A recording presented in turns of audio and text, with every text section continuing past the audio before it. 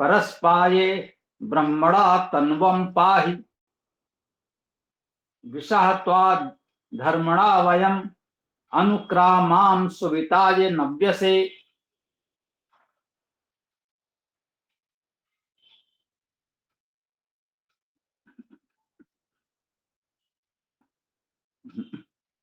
क्षत्रस्य क्षत्र का तो तुम परस्पाय पालन करो, तुम क्षत्र का पालन करो। ये क्षत्र क्या है? हम लोगों के जानकारी में शब्द हैं क्षत और क्षत भी। क्षत विक्षत होना, घाव होना, टूट फूट जाना, और क्षति का अर्थ है हानि हो जाना, कुछ हानि हो। तो ये छत्र शब्द कहीं इन्हीं अर्थों में आएगा, ये भी हमें देखना समझना है। इसका और क्या अर्थ हो सकता है? क्योंकि इसमें धातु तो यही छत छद होगी, खाना, कूटना, ढकना,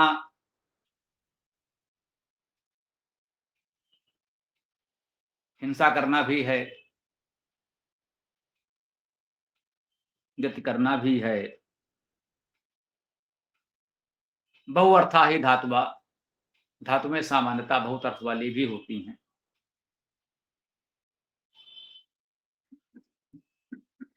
तो छत्रस का अर्थ यही है जो आवश्यकतानुसार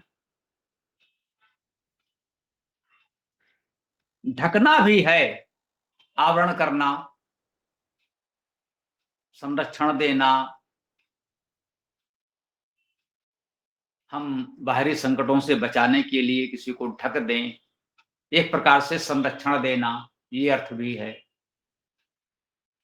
तो हमें ढकना है, संरक्षण देना है, और आवश्यकता हो, यदि उस हमारे ढकने को, आवरण को, छत्र को कह सकते हैं कि इस कवच को भेद कर कोई शत्रु, कोई हिंसक जीव आक्रमण करना चाहे, हानि पहुंचाना चाहे, तो हम उसे छत विक्षत कर सकें, उसे मार सकें। इन गुणों से युक्त जो है उसे छत्र कह सकते हैं। छत्रस्य षष्ठी एक वचन। ऐसे संरक्षण देने वाले योद्धा वीर पुरुष का परस्पाय पालन करो। तो उसका हम परिपालन करें, उसके लिए उचित भोजन आदि की व्यवस्था करें, तब तो वो हमारे रक्षा के लिए जूझ सकेगा, लड़ सकेगा, युद्ध कर सकेगा। ब्रह्मणा तन्वम पाहि, और उस ब्रह्म के भी तनु विस्तार वाणी का पाहि पालन रक्षण करो। ब्रह्म अर्थात बड़ा, ब्रह धातु का अर्थ बढ़ना, वृद्धि करना। तो जो हमारी अभिवृद्धि के लिए लगे हुए हैं, वे विद्वान, आचार्य, मार्गदर्शक, ऋषि, जो समाज को आगे बढ़ाने के लिए प्रयत्नशील हैं, तन्वम पाहि, उनके विस्तार का भी पालन रक्षण करो, उनकी वाणी का पालन रक्षण करो। वो जो कुछ कहते हैं उसे सुना जाए, उसका पालन किया जाए, क्योंकि वे समाज के मार्गदर्शक हैं, विद्वान हैं, समाज के शुभ चिंतक हैं। तो उनका जो भी मार्गदर्शन हमें मिले, जो वो निर्देश दें, उसका पालन किया जाए। इसी में हमारा और समाज का हित है। विषात्वा धर्मणा वयम अनुक्रामाम सुविताए नव्य से। विषात्वा, और तुम, ये विषा जो विष है, विष प्रवेशने धातु है, विषा अर्थात प्रवेश करने वाले,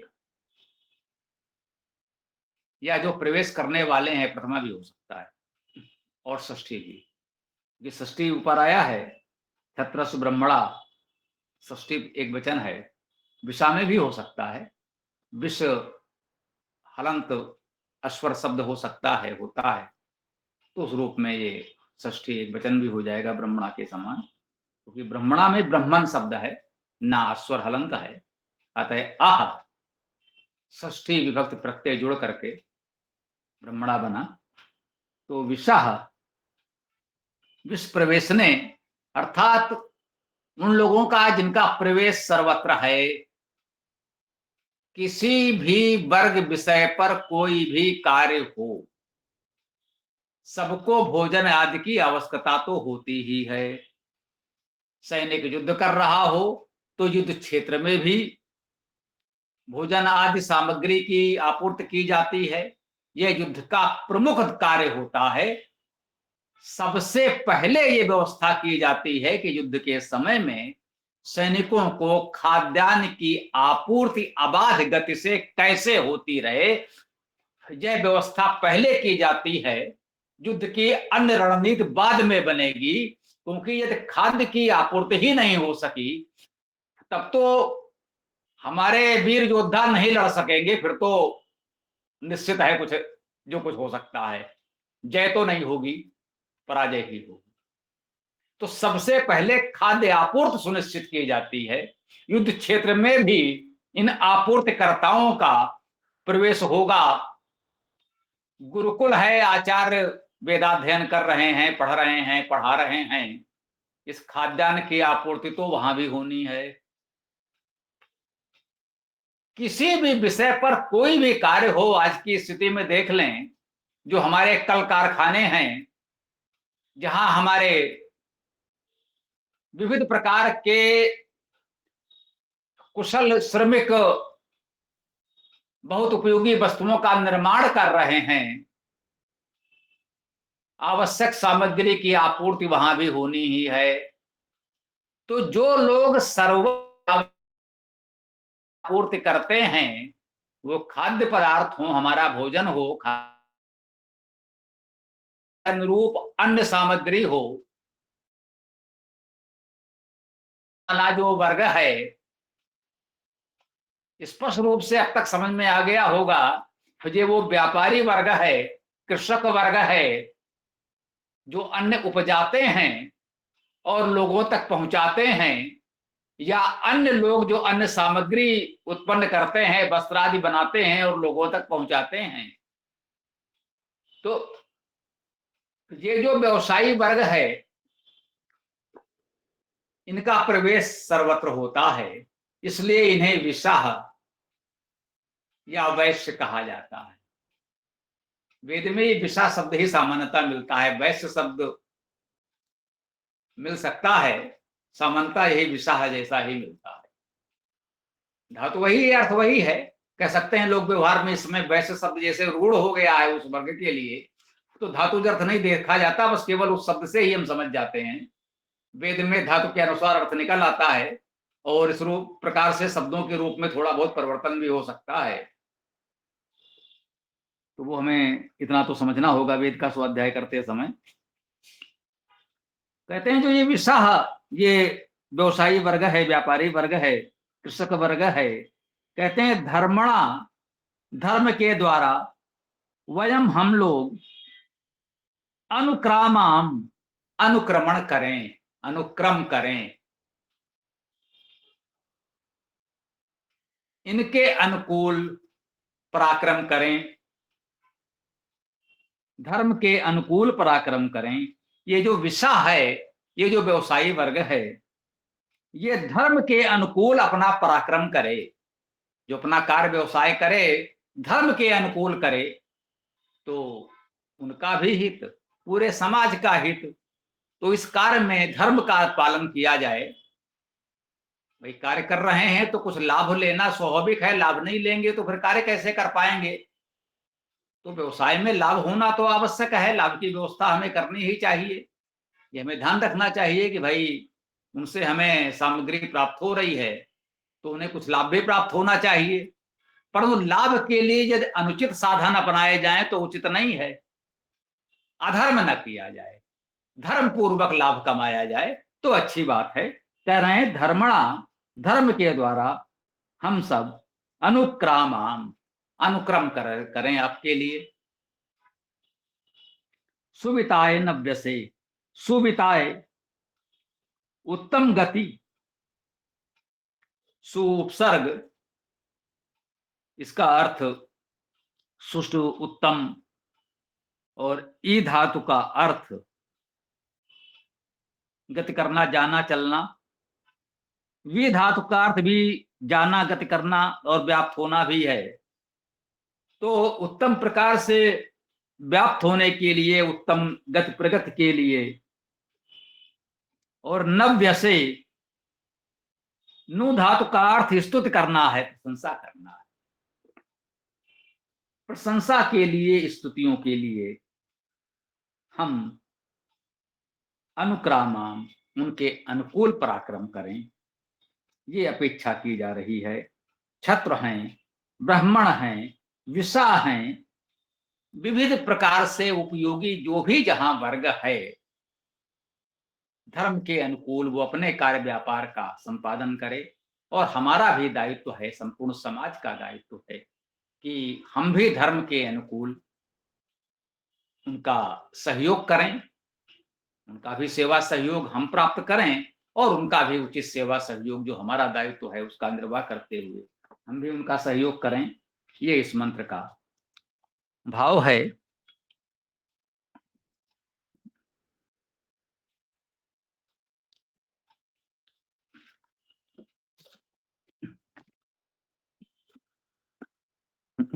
तो इस मंत्र की चर्चा तो यहाँ पूर्ण होती है। तो समय तो अभी है आपके पास।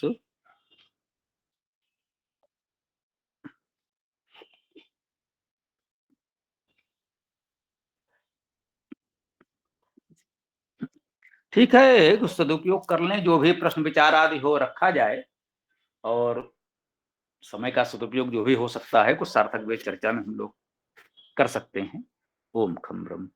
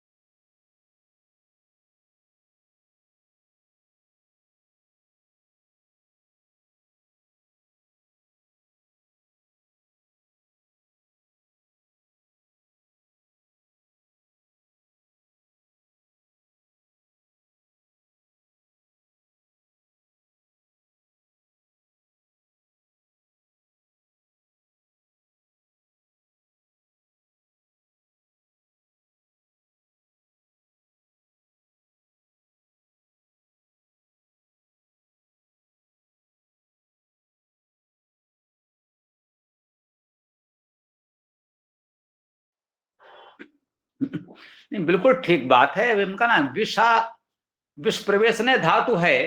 तो जो भी हमारे इस समाज में प्रविष्ट हैं, नगर में प्रवेश किए हैं, यहाँ रह रहे हैं, निवासी प्रवासी कह लीजिए, तो उन सबको विषा से कहा जाता रहा है, ये ठीक है। विष्पति शब्द आया है, वो वही प्रजापति राजा के अर्थ में भी आया है। कह सकते हैं छोटे छोटे जो अधिपति होते थे, तो विष्पति कहा गया है। इसको कुछ लोगों ने इस प्रकार से भी कहने का प्रयास किया है कि जैसे 20 ग्रामों का समूह है, जो इस समय हम लोग विकास खंड, ब्लॉक आदि कुछ कहते हैं, तो उस प्रकार से कुछ लगभग 20 ग्रामों का एक समूह बना दिया गया और उनका एक अधिपति कोई विष्पति चुन लिया गया। तो इस प्रकार की भी बातें लोगों ने की हैं। तो इसमें हमारा विचार जो कुछ पढ़ने में ऐतिहासिक दृश्य आया है, तो वेद में तो सामान्य सी बात कही दी गई, फिर तो बिल्कुल ठीक बात है कि वेद में जातियों की तो कोई परिकल्पना हो ही नहीं सकती। वर्ण भी उस अर्थ में तो नहीं है कि जैसा इस समय कुछ लोग ये बताने का प्रयास कर रहे हैं, जैसे जाति है वैसे ही वर्ण थे, बस इतना अंतर है कि जन्म से नहीं था। तो ये बात तुम्हारी हमको बिल्कुल ठीक लग रही है अपने अध्ययन अनुभव के अनुसार भी, कि वैदिक काल में ऐसा कोई विभाजन नहीं था कि हम कहते हैं साहब ये इस वर्ग में, इस वर्ण में, इस उसमें हैं।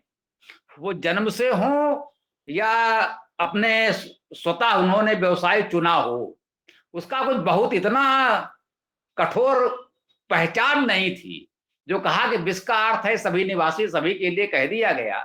और विशेष रूप से जो कह सकते हैं सैनिक हैं, योद्धा हैं, उस समय सैनिक शब्द संभवतः न रहा हो, सेना आदि कुछ शब्द मिलते भी हैं, तो वो लोग हैं, या जो कह सकते हैं आचार्य वर्ग हैं, समाज सेवी जिसे आजकल हम लोग कहते हैं कि भाई जो सबका हित करते हैं, है ना, समाज का हित करने के लिए जो संगठन आदि बना के कार्य कर रहे हैं, तो इस प्रकार के आचार्य विद्वान और समाज सेवी आदि का ये जो वर्ग है सबको आगे बढ़ाने के लिए, तो जो लोग इस तरह का कार्य कर रहे हैं उनको कह दिया कि हाँ भाई ये ब्राह्मण है, ब्राह्मण है। उसमें ऐसा कुछ नहीं था कि नहीं ये ब्राह्मण है तो उसको ब्राह्मण की पहचान जैसे उसके साथ कुछ चिपक गई है। जैसे भी कह सकते कोई व्यक्ति कुछ भी कार्य कर रहा है, भाई ये समाज सेवी हैं, ये बड़े विद्वान हैं, तो उसी अर्थ में उसमें ब्राह्मण या क्षत्रिय आदि शब्दों का प्रयोग होता था।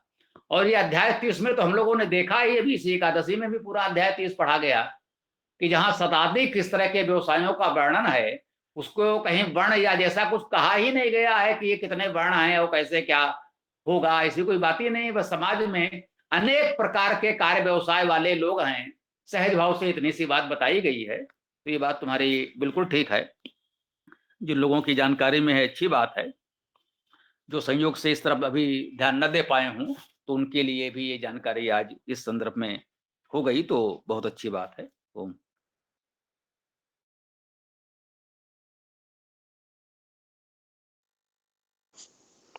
आचार्य जी नमस्ते।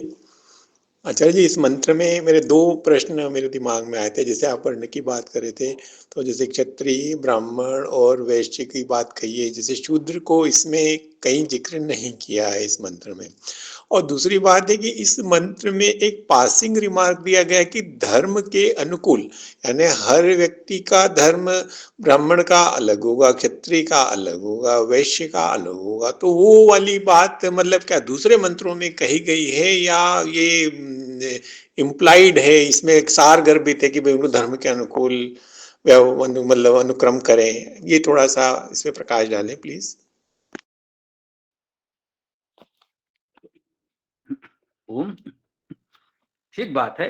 जैसा कि आपने कहा कि इसमें 3 की चर्चा की गई, अभी पुलकित जी ने इस विषय को स्पष्ट कर दिया कि वहां ऐसा कुछ वर्ण व्यवस्था जैसा है ही नहीं। कि आपने कहा एक शूद्र की बात नहीं की गई, तो 4 वर्ण हैं, ये बात तो कहीं वेद में है ही नहीं। कहीं वेद में ये नहीं कहा गया है कि पूरे समाज को 4 वर्णों में, 4 भागों में विभाजित कर दिया जाए, पूरा समाज 4 खांचों में बांट दिया जाए। ये बात वेद में कहीं नहीं कही गई है। इसलिए ये कहना कि 3 की बात आई और चौथे की चर्चा नहीं आई, ये अप्रासंगिक है। इस प्रश्न का कोई अर्थ नहीं है, ये व्यर्थ का प्रश्न हुआ एक प्रकार से, क्योंकि समाज को 4 भागों में बांटने की कोई परिकल्पना वेद में है ही नहीं। चारों वेदों में कोई मंत्र नहीं है जो ऐसा कहता हो कि पूरे समाज को 4 भागों में बांट दिया जाए। और अभी हमने संदर्भ के लिए कहा भी कि यजुर्वेद का 30वां अध्याय 100 से अधिक ऐसे कार्य व्यवसाय का वर्णन करता है। वो प्रारंभ ब्राह्मण से करता है, ब्राह्मणे ब्राह्मणम क्षत्राय राजन्यम मरुद्भ्यो वैश्यम तप से शूद्रम, और यहां से प्रारंभ करके वो शताधिक कार्य व्यवसाय का वर्णन कर सकता है। उसमें नाचने वाले, गाने वाले, बजाने वाले, रथकार और कौन कौन जो भी आप सोच सकते हैं, उसमें तस्कर भी हैं और जाने क्या क्या है। 30वां अध्याय पढ़िए, तो वहां पर ऐसी कोई अवधारणा ही नहीं है कि पूरा समाज 4 वर्णों में है और जहां भी उल्लेख हो चारों का हो। कहीं 1 का ही उल्लेख होगा, कहीं 2 का होगा, कहीं 3 का होगा, कहीं 4 का भी हो सकता है, कहीं 10-20 का हो सकता है। तो ये अपेक्षा न करें कि जहां भी चर्चा करें तो सबकी करें या ना करें। जहां जैसी आवश्यकता समझी गई उतने की बात कर दी गई। शेष तो कह सकते हैं समझ लें कि सभी, जब कहा गया कि अपने अपने धर्म कर्तव्य के अनुसार सब करें। अब रही बात धर्म की कि सबका धर्म अलग अलग, जी धर्म तो सबका अलग अलग होता है, या यूं कहें एक व्यक्ति का भी अलग अलग धर्म होता है। एक व्यक्ति मान लीजिए एक सैनिक ही है, युद्ध क्षेत्र में उसका धर्म युद्ध करना है, वहां वो योद्धा है, उसका धर्म युद्ध करना है। अब वो घर में आ गया तो किसी का पुत्र है तो पिता माता के साथ उसे पितृ धर्म का निर्वाह करना है, माता पिता के साथ वो पुत्र धर्म का निर्वाह करेगा, अपने बच्चों के साथ वो पितृ धर्म का निर्वाह करेगा, उनके लिए पिता का धर्म का निर्वाह करना है, पत्नी के साथ पति धर्म का निर्वाह करना है, पत्नी को पति के साथ वही पत्नी धर्म का निर्वाह करना है, बच्चों के साथ माता के धर्म का निर्वाह करना है।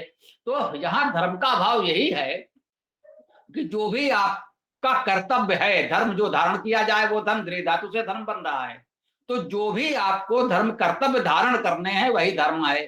तो इस प्रकार से प्रत्येक कार्य व्यवसाय के अनुसार उसका एक अपना धर्म होता है कि भाई ये तो उसका धर्म है, उसे ये कार्य करना है, उसके कर्तव्य है, करना ही होगा, उससे वो बच नहीं सकता, वो कोई भी हो। अगर वो नहीं करेगा तो समाज कैसे चलेगा? अभी आप देखते हैं किसी भी व्यवसाय वाले, जैसे भी चालकों ने हड़ताल कर दी, भाई हम नहीं करेंगे, हम भाई 2 दिन 4 दिन अपना कार्य नहीं करेंगे, क्या स्थिति होगी समाज की? कि भाई आपका धर्म है, आपका कर्तव्य है, आपने स्वयं इसको चुना है कि आप लोगों को यहां से वहां पहुंचाने का कार्य करेंगे, पूरा समाज आपके ऊपर निर्भर है। हम घर से निकलते हैं कि हाँ भाई कोई वाहन मिलेगा और हम वहां पहुंच जाएंगे, और वाहन चालकों ने कह दिया कि आज तो हम सब घर में रहेंगे, कोई कार्य नहीं करेंगे, तो फिर कैसे समाज चलेगा? तो ये कहा गया है कि आपने जो भी कर्तव्य कर्म चुना है वो आपका धर्म है और उसका निर्वाह आपको करना है। तो इस प्रकार से प्रत्येक कार्य व्यवसाय को अपनाने वाले का अपना अपना धर्म होता है, जिसका निर्वाह उसे करना है और करना चाहिए। और एक व्यक्ति के अनेक रूपों में उसके अनेक धर्म हो जाते हैं, वो भी हमने बताया। तो मुझे लगता है संभवतः आपकी बात यहाँ पूरी हो जाती है। ओम। धन्यवाद आचार्य जी, बहुत बहुत धन्यवाद।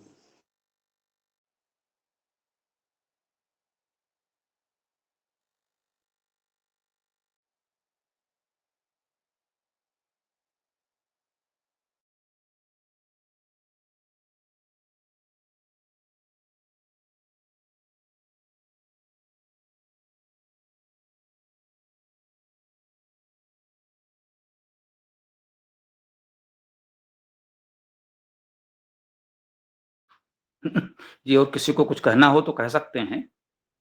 आज एक विशेष खोज पर हम लोग चर्चा कर रहे हैं। चलिए आपके साथ भी हम जानकारी बांट लेते हैं, और कोई प्रश्न हो तो आप कर ही सकते हैं, वो तो खुला ही है। जिन लोगों ने वेद का या वेदायन का भी स्वाध्याय किया है, जरा ये ध्यान देने का प्रयास करें। वेदाष्टक का पाठ तो हम लोग करते ही हैं। मैं बताऊं ये बात आई कहां से कि हम लोगों ने वेदाष्टक तो एक तो दिया है, चारों वेदों के प्रथम और अंतिम मंत्र, उसमें मन में चल रहा था कि चारों वेदों के प्रथम और अंतिम सूक्त लेकर एक छोटी सी पुस्तक बना ली जाए, अर्थात इस वेदाष्टक से कुछ बड़ी हो जाएगी, ये कार्तिक की तरह है, और वो वेदाष्टक स्वरूप में हो जाएगी। तो प्रथम और अंतिम सूक्तों को संकलन करते समय ये चीज विशेष रूप से ध्यान में आ गई। जरा विचार करें आप लोग, जिसको जानकारी हो बताएं। ऋग्वेद से प्रारंभ करें। ऋग्वेद के प्रथम सूक्त में कितने मंत्र हैं और अंतिम सूक्त में कितने मंत्र हैं? किसी को जानकारी हो तो बताइए।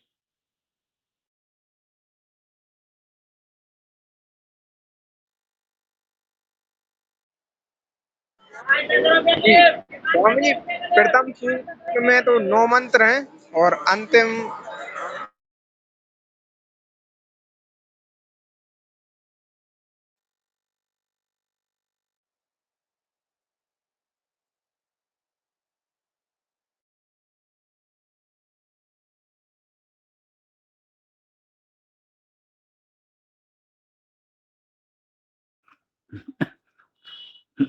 चलिए, इस कक्षा के दोनों संचालकों ने ही बताने का प्रयास किया, ये भी एक प्रसन्नता की बात तो है। अन्य लोगों ने नहीं प्रयास किया, ये थोड़ा दुखद भी है। संगठन सूक्त में कितने मंत्र हैं ये भी नहीं पता। इसका तो सामान्यतः चर्चा होती है। हाँ, वो 4 तो हैं, वो तो ठीक है। तो आ गया। सीताराम जी ने बता दिया। प्रथम अग्नि सूक्त में, जी बोलिए।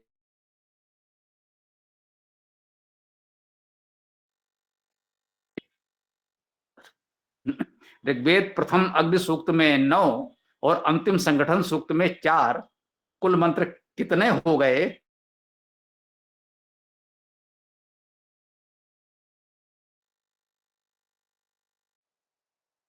ए भाई, इतना तो बोल दो। प्रथम में 4, अंतिम, प्रथम में 9, अंतिम में 4, कुल कितने हो गए?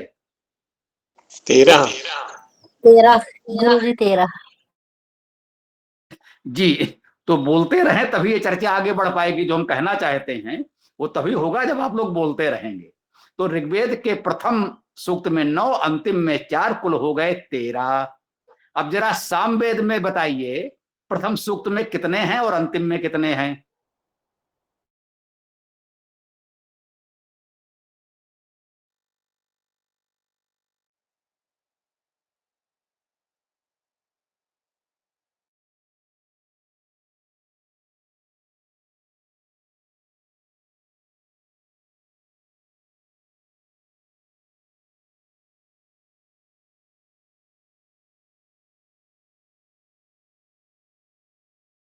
ठीक, सामवेद प्रथम में 10, प्रथम अग्नि सूक्त में 10 और अंतिम में बताइए भाई कोई।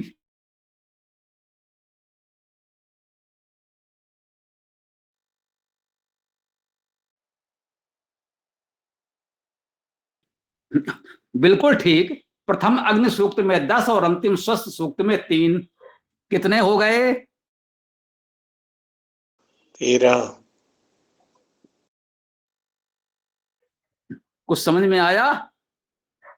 ऋग्वेद में 9 और 4 13, सामवेद में 10 और 3 13। अब जरा अथर्ववेद देखिए, प्रथम में कितने हैं और अंतिम में कितने हैं?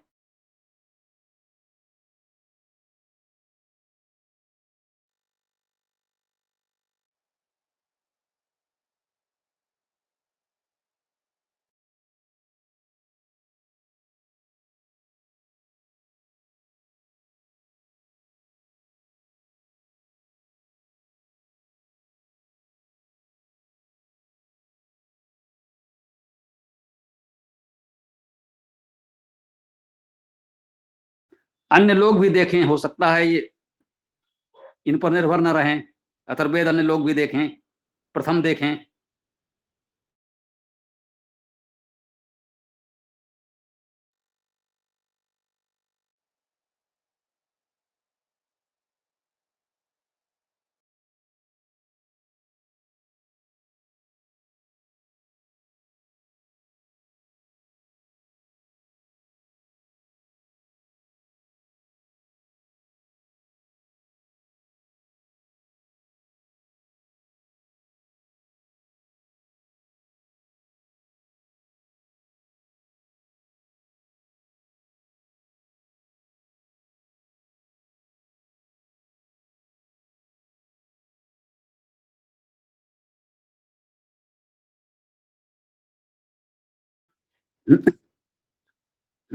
इसका समाधान कोई करेगा?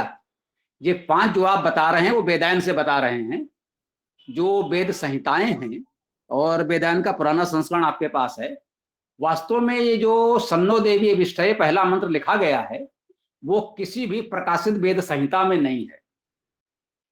वो हमने दिया था कहीं से किसी उस पर, परंतु अंत में जब सब देखते चले गए तो लगा कि इसको ये फिट नहीं हो रहा है, इसलिए आप कोई भी वेद संहिता देख लीजिए, उसमें ये सन्नो देवी यहां पर नहीं है।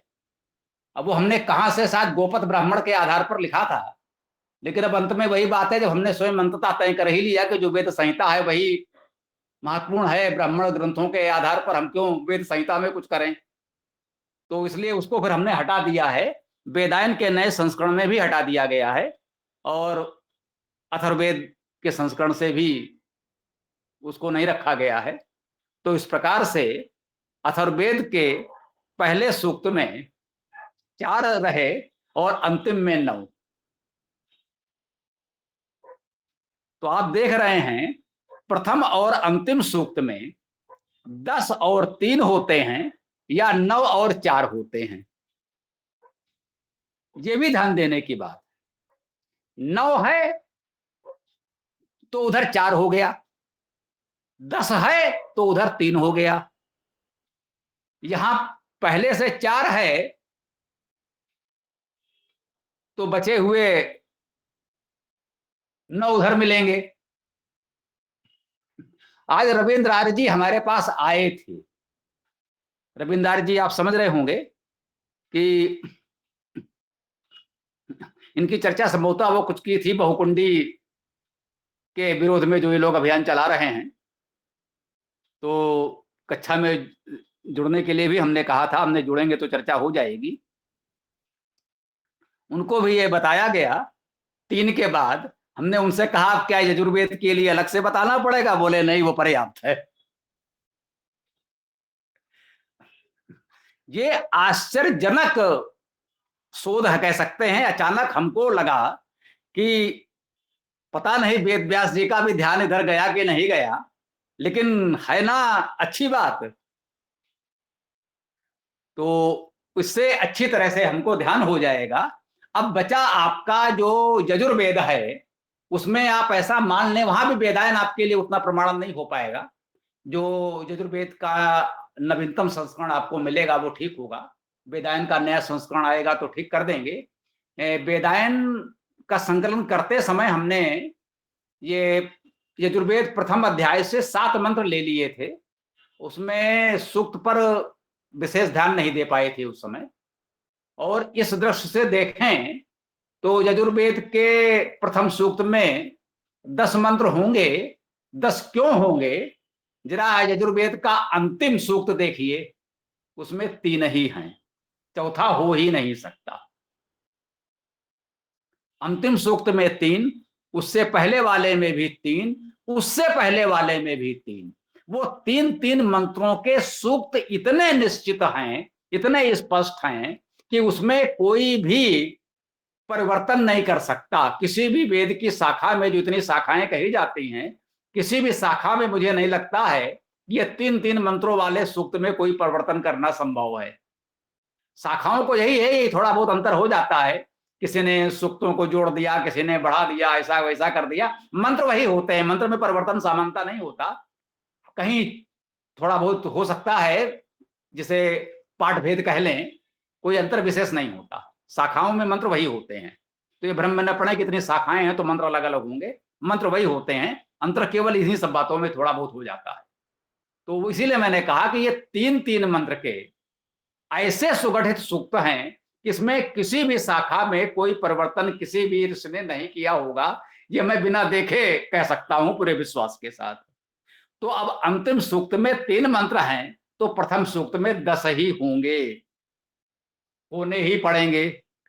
क्योंकि बाकी तीनों वेद ये सुनिश्चित कर रहे हैं, तो फिर एक उससे अलग जाएगा कैसे? तो अब जरा बताइए, इस जानकारी की ओर ध्यान तो आपको क्या कहूं, हमारा भी बहुत नहीं गया था, लेकिन ये जब ध्यान गया इधर तो लगा कि ये आश्चर्यजनक, ये कहें सुखद आश्चर्य, इसे हम कह सकते हैं कि वास्तव में ये जान करके आप लोगों को आनंद आया।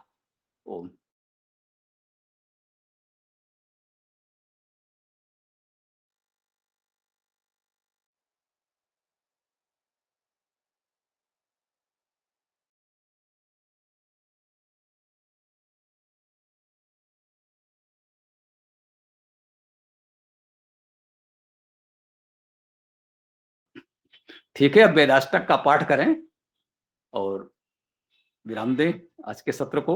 एक अच्छी जानकारी हुई। ओम।